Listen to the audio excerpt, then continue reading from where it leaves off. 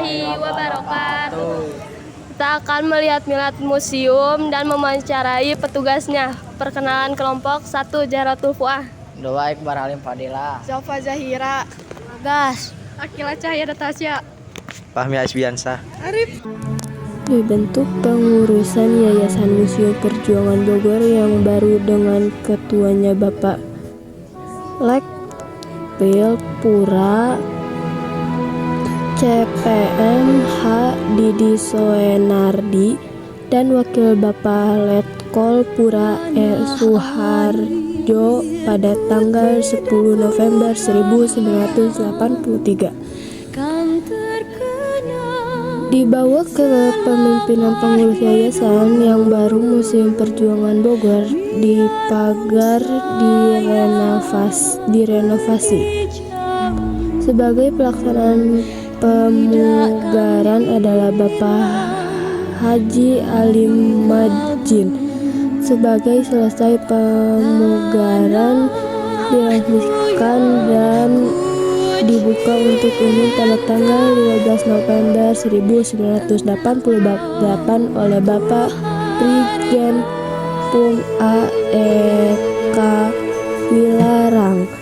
Niatan Komandan Brigg 2 Siliwangi di Bogor pada tahun 1947 dengan penambahan isi taman dan prasasti sumbangan para bekas pelajar Cugako atau sekarang SMP sebagai tanda kenang-kenangan kepada rekan-rekannya yang gugur selama revolusi fisik perang. Kemerdekaan Republik Indonesia tahun 1945 sampai dengan 1950. Sejarah gedung museum, gedung yang dulu terletak dan dikenal dengan nama TJ Woodward Media 8 yang terhadapan dengan Kerkhof kuburan Belanda yang bernama Monumentenmerge mempunyai sejarah sendiri yang sekarang masih mempunyai ciri khas dikelilingi oleh Jumji Mayor Oking Djatmadja, Jalan Veteran, Jalan Perintis Kemerdekaan, dan akhirnya Jalan Merdeka, dan sekarang Gedung Museum Perjuangan Bogor letaknya di Jalan Merdeka No. 56. Gedung ini dibangun bertingkat 2 pada tahun 1876 milik seorang pengusaha Belanda yang bernama Wilhelm Gustav Wisner. Dipergunakan untuk warehouse yaitu gudang perusahaan ekspor, Camfield pertanian ekspor ke Eropa. Pada tahun 1935 gedung ini sudah dipakai untuk gerakan nasional menentang pemerintah kolonial Belanda, yaitu dipakai oleh Parinda di bawah pimpinan M.L. Mr. Kasman Singodimedjo. Juga dipakai kegiatan pemuda di bawah Panji Kepanduan Indonesia, yaitu Pandu Surya Wirawan. Dilantiklah Dewan Pengurus Yayasan Museum Perjuangan Bogor yang diketuai oleh Bapak Prof. Dr. Koesnoto Setyodiwiryo dengan wakilnya Bapak Abdur Caman serta dan pekerjanya diketuai oleh Bapak Mayor CPM Kento Sudarsono dan wakilnya Bapak R.E. Uryadimadja. Pengurus ini bertugas untuk mengusahakan sejual tenaga agar Museum Perjuangan Bogor dapat diresmikan pada tahun 1958. Tujuan mendirikan museum: 1. Untuk mewariskan semangat dan jiwa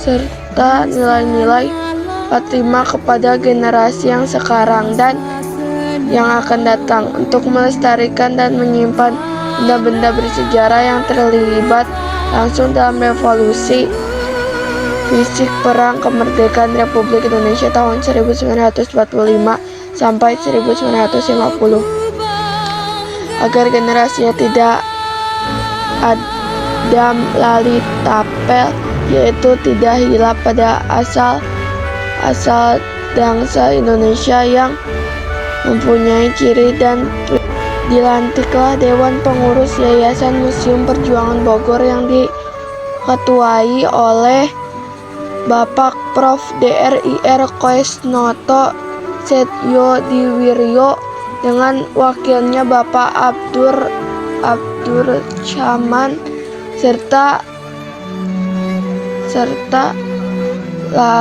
dan pekerjanya diketuai oleh Bapak Mayor CPM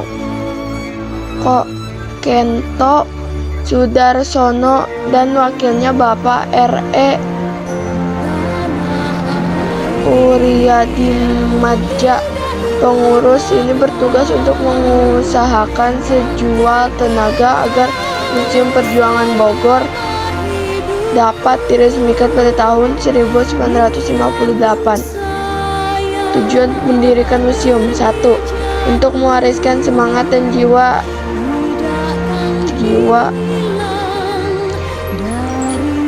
serta nilai-nilai Fatima kepada generasi yang sekarang dan yang akan datang, untuk melestarikan dan menyimpan benda-benda bersejarah yang terlibat langsung dalam revolusi fisik perang kemerdekaan Republik Indonesia tahun 1945 sampai 1950, agar generasinya tidak adam lali tapel, yaitu tidak hilang pada asal bangsa Indonesia yang mempunyai ciri. Dan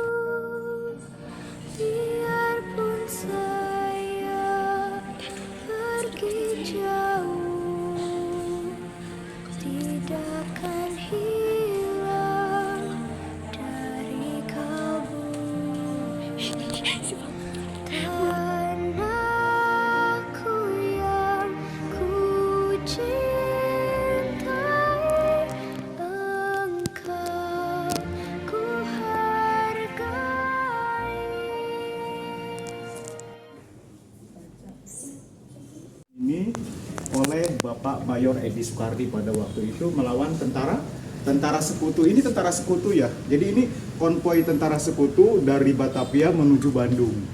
Ya, dicegat di daerah sini, di Bojongkokosan, itu daerah Sukabumi. Kalau Bojongkokosan itu, kalau dari arah Bogor ya, itu ngelewati Curug dulu ya. Nah, Cicurug terus Cidahu. Dari Cidahu ke Parung Kuda, di tengah-tengah tuh Cidahu, Parung Kuda, ada tengah-tengah Bojongkokosan. Jadi Bojongkokosan itu tengah-tengah antara Cidahu dan Parung Kuda nih. Jadi emang jalan ini dihapit dua bukit ya Dea? Jadi posisinya jalan di bawah, dihapit dua bukit. Jadi para pejuang ini menghadang para tentara sekutu ini di bukit-bukit. Dengan senjatanya itu macam-macam ya. Tidak, kalau ini kan senjatanya kan pakai senjata senapan mesin semua ya.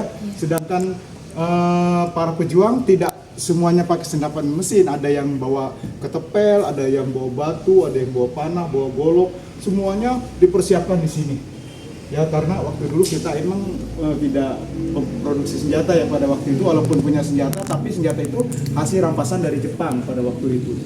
Nah, ini terjadinya pertempurannya di sore hari dan iring-iringan tentara sekutu ini ya saking panjangnya berapa meter panjangnya sampai 12 km. 12 kilo ya. Jadi 12 kilometer panjangnya, berarti panjang banget kan? Panjang banget. Kalau dari Bojongkokosan kepala iring-iringannya, buntutnya masih daerah Cigombong, saking jauhnya. Dan mereka membawa peralatan itu sangat lengkap, ya, membawa amunisi yang mau ke Bandung. Tapi para pejuang yang di Sukabumi ini tidak menyerah, ya. Pada waktu itu mereka sangat berani dan mental mereka sangat kuat, sehingga pertempuran terjadi di sini, ya. Pertempurannya di sore hari, ya. Sebetulnya kalau para pejuang kita itu sering bertempur di malam hari. Karena apa? Senjatanya kan kita kan sederhana, ada yang bawa bom runcing, ada yang bawa golok. Kalau di siang hari kan dari jauh udah kelihatan ditembak, ya kan, kalah. Tapi kalau penyerangannya di malam hari kan secara gelap, nggak tahu musuh dibunuh aja kan, itu kan. Nah, cuman di daerah sini nggak boleh mengadakan pertempuran di malam hari. Ya, di sini daerah sakral, makanya ini pertempurannya di sore hari, sekitar jam 4 sore, jam 4 menuju jam 5 sore. Cuman pada waktu itu ini udara di sini cuacanya gelap, hujan turun lebat, sehingga ini backupnya kan, ini kan ada backup juga pesawat tempur. Mereka tuh punya pesawat tempur, ya, tidak berfungsi karena ini gelap gitu. Jadi melawan yang di bawah aja gitu. Dan ini juga banyak dipasang ranjau-ranjau, ya. Banyak mobil-mobil tentara musuh ini meledak, ya, diledakkan atau dirusak hancur gitu, ya. Sekitar 15 mobil truknya ini hancur dan 100 lebih tentaranya itu tewas oleh para pejuang-pejuang yang emang sudah menghadang, udah siap-siap gitu kan, udah tahu dia lokasi kan, mereka udah tahu lokasi sini, ya. Tapi pertempuran ini tidak berlangsung lama karena para pejuang ini kehabisan amunisi pada waktu itu. Kan ini mah kan panjang banget, senjatanya kan komplit, sedangkan para pejuang kan senjata apa aja, sehingga kehabisan amunisi pada waktu itu dan meninggalkan pertempuran, ya. Ini melanjutkan lagi perjalanan menuju Bandung, tapi tetap di depannya dicegat lagi gitu. Ini terjadinya di sore hari, ya, sekitar jam 4 lebih, ya. Pertempurannya cuma 2 jaman, ya, sampai jam 7 malaman kayak gitu. Dan esok harinya tanggal 10 Desembernya ini pesawat tempur yang dari Inggris melayang-layang di atas langit Sukabumi, terutama di daerah Cibadak, dan membombardir daerah Cibadak. Disangkanya pejuang-pejuang yang kemarin menghadang di sini ada di daerah Cibadak, sehingga dibom dari atas pakai pesawat tempurnya. Yang korban banyak kan bukan tentara, karena tentara nggak ada di situ. Yang banyak masyarakat biasa, petani, pedagang gitu. Disitulah banyak yang tewas, banyak yang gugur pada waktu itu, ya. Jadi pertempuran di sini terjadinya setelah kita merdeka kan bulan Desember ini terjadinya kan 9 Desember, sedangkan kita merdeka 17 Agustus 1945. Jadi setelah Indonesia merdeka itu bukan serta-merta kita enak, tidak ada penjajah lagi, bukan. Justru pertempuran itu lebih besar lagi, lebih banyak korban lagi setelah Indonesia merdeka. Contoh pertempuran 10 November yang terjadi di Surabaya, ya. Makanya dijadikan Hari Pahlawan. Kenapa? Ribuan rakyat Surabaya pada waktu itu gugur karena sekutu, ya, yang dikepalai oleh Inggris ini mengerahkan pasukannya dari udara, dari darat, dari lautan menggempur rakyat Surabaya pada waktu itu. Kok kenapa sampai seperti geram banget sama orang Surabaya gitu kan, sekutu sampai mengerahkan angkatan perangnya udara, darat, lautan dikerahkan karena pada waktu itu Jenderal Malabi, ya, jenderal tertingginya tentara sekutu itu tentara Inggris pada waktu itu tewas di situ. Jadi mereka marah seperti itu. Dan terjadilah pertempuran di Surabaya sehingga banyak sekali rakyat Surabaya dan pejuang-pejuangnya gugur pada waktu itu, ya. Terjadi di tanggal 10 November 1945, makanya dijadikan Hari Pahlawan. Dan ini museum ini juga berdirinya tanggal 10 November, ya. 10 November 1957 kalau museum pertujangan ini, tapi 10 Novembernya sama, Senapati Hari Pahlawan. Cuman diresmikannya yaitu tanggal 15 Agustus jam 8 pagi hari Jumat oleh Bapak Raposasi tahun 58. Jadi diresmikan untuk umumnya gitu. Ya, seperti itu. Nanti adik boleh ke atas. Di atas ada baju dari Bapak Mayor Oking, ada juga pertempuran di kota Paris, ya, silakan. Ada foto-foto, terus ada bikin video. Nanti kalau ada yang ditanyakan silakan.